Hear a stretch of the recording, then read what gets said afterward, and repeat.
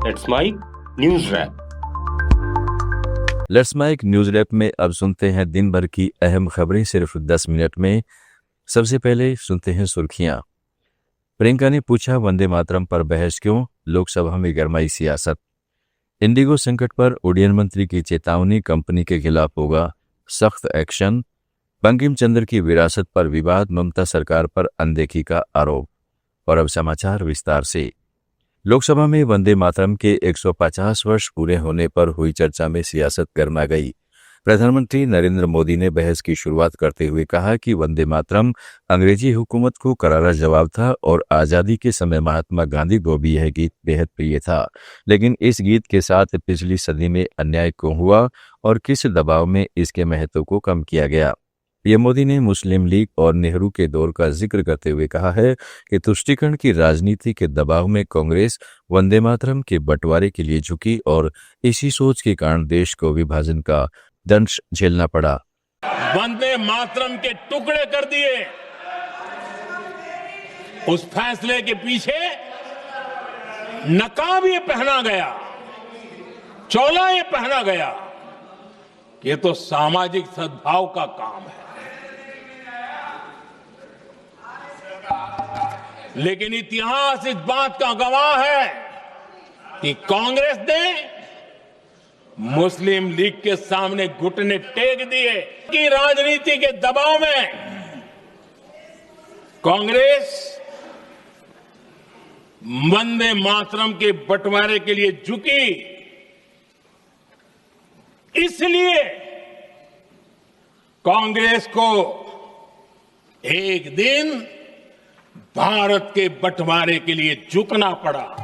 दुर्भाग्य से कांग्रेस की नीतियां वैसी की वैसी थी है। और इतना ही नहीं, आईएनसी चलते चलते एमएमसी हो गया है। इस चर्चा में कांग्रेस नेता प्रियंका गांधी ने पूछा कि यह गीत 150 साल से देश की आत्मा का हिस्सा है, 75 सालों से लोगों के दिलों में बसा है, फिर आज इस पर बहस क्यों हो रही है। प्रियंका ने कहा है कि पीएम मोदी भाषण अच्छा देते हैं लेकिन तथ्यों में कमजोर हैं। राष्ट्रीय गीत पर चर्चा की जरूरत नहीं होनी चाहिए क्योंकि यह देश के कण कण में बसा है। ये बहस यहाँ आज 2 वजहों से कर रहे हैं। पहला कि बंगाल का चुनाव आ रहा है, हमारे प्रधानमंत्री अपनी भूमिका निभाना चाहते हैं उसमें। और दूसरी वजह ये है, ये मकसद है, पुरानी मकसद इनकी अध्यक्ष महोदय, कि जिन्होंने स्वतंत्रता की लड़ाई लड़ी, जिन्होंने देश के लिए बड़ी बड़ी कुर्बानियां दी, उन पर सरकार नए आरोप लादने का मौका चाहती है। देश का ध्यान फिर से जनता के ज्वलंत मुद्दों से भटकाना चाहती है। यही एक मकसद है आपका मकसद। वहीं समाजवादी पार्टी के नेता अखिलेश यादव ने पीएम मोदी और भाजपा पर निशाना साधते हुए कहा कि सत्ता पक्ष के लोगों को दूसरों के महापुरुषों को अपनाने की आदत है।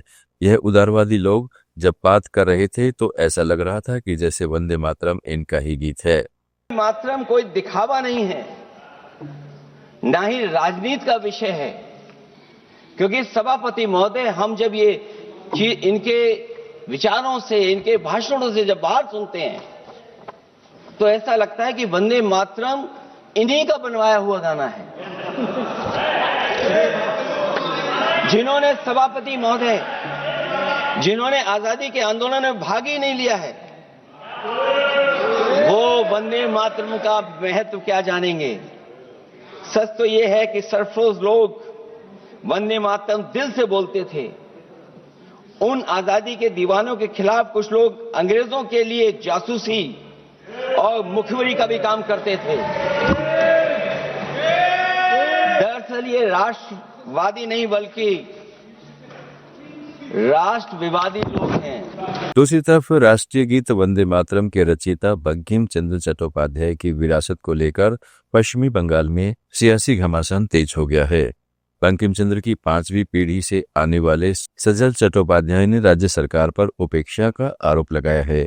उनका कहना है कि लेफ्ट सरकार के दौर में जब बुद्धदेव भट्टाचार्य मुख्यमंत्री थे तब कोलकाता स्थित पैतृक मकान को लाइब्रेरी में बदला गया था और उसका रखरखाव ठीक से होता था।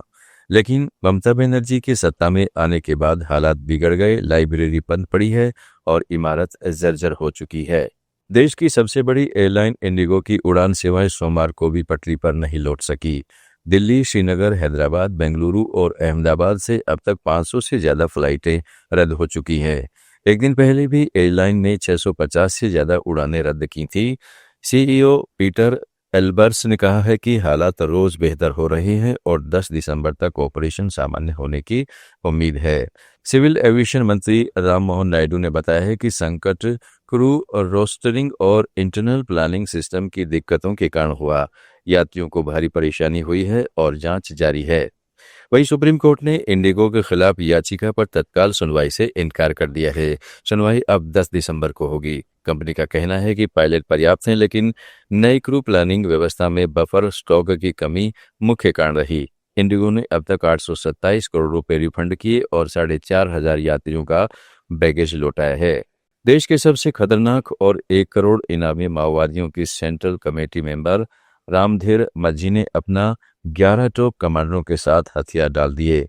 यह सरेंडर छत्तीसगढ़ में खैरागढ़ जिले के बाकरकट्टा थाना क्षेत्र के कुम्ही गांव में हुआ, जहां रामधीर ने AK-47 पुलिस के हवाले कर दी। उसके साथ DVCM और ACM स्तर के अन्य माओवादियों ने भी आत्मसमर्पण कर दिया है। 6 महिलाओं ने भी आत्मसमर्पण किया और हथियार सौंप दिए हैं। दशकों से 3 राज्य मध्य प्रदेश, छत्तीसगढ़ और महाराष्ट्र में सक्रिय माओवादी नेटवर्क के लिए यह सबसे बड़ा झटका माना जा रहा है। अमेरिकी कांग्रेस ने 2026 के वित्तीय वर्ष के लिए National Defense Authorization Act pass किया है। इस विधेयक में भारत के साथ रक्षा सहयोग को बढ़ाने पर जोर दिया गया है। अमेरिका क्वाड के माध्यम से भारत, जापान और ऑस्ट्रेलिया के साथ मिलकर एक स्वतंत्र और खुला हिंद प्रशांत क्षेत्र बनाने की रणनीति अपनाएगा। विधेयक में कहा गया है कि अमेरिकी रक्षा मंत्री को हिंद प्रशांत क्षेत्र में रक्षा गठबंधनों और साझेदारियों को मजबूत करने के लिए कदम उठाने चाहिए, ताकि चीन के साथ रणनीतिक प्रतिस्पर्धा में अमेरिका का तुलनात्मक लाभ बढ़ सके।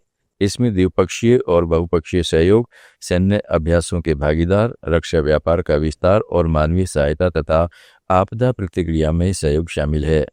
इसके अलावा भारत के साथ समुद्री सुरक्षा पर सहयोग बढ़ाने और रक्षा उद्योगों के बीच तालमेल मजबूत करने पर भी जोर दिया गया।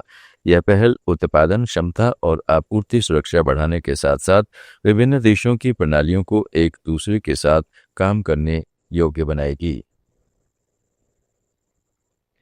भारतीय शेयर बाजार में आज बड़ी गिरावट देखने को मिली। कारोबार के अंत में निफ्टी करीब 226 अंक टूटकर 25,960 के स्तर पर बंद हुआ, जबकि सेंसेक्स 609 अंकों की गिरावट के साथ 85,102 के करीब बंद हुआ। बाजार पर सबसे ज्यादा दबाव स्मॉल और मिड कैप शेयरों में भारी बिकवाली से देखा गया। छुट्टियों के मौसम से पहले निवेशक सतर्क दिखे और उन्होंने लार्ज कैप शेयरों की ओर रुख किया। वैश्विक संकेत भी कमजोर रहे।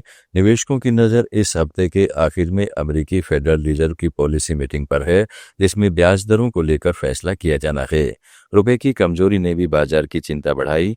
डॉलर के मुकाबले रुपया 90 के पार फिसल गया, जिससे विदेशी निवेश पर दबाव बढ़ा। वहीं दिसंबर के पहले हफ्ते में FII की लगातार बिकवाली से बाजार में डर का माहौल और गहरा गया। सोमवार 8 दिसंबर को सोना चांदी की कीमतों में तेजी देखने को मिली। India bullion and jewellers association यानी IBJA के मुताबिक 22 कैरेट सोने का भाव शुक्रवार के 1,17,790 रुपये प्रति 10 ग्राम से बढ़कर सोमवार को 1,17,831 रुपये हो गया। वहीं चांदी के दामों में बड़ी उछाल दर्ज की गई है। 999 प्योरिटी वाली चांदी की कीमत प्रति किलो 800 रुपये से ज्यादा बढ़ी। न्यूज रैप में आज इतना ही। जुड़े रहिएगा लेट्स माइक के साथ। आप सुन रहे थे let's mic more than radio. Follow कीजिए हमें हमारे सोशल मीडिया प्लेटफॉर्म्स पर।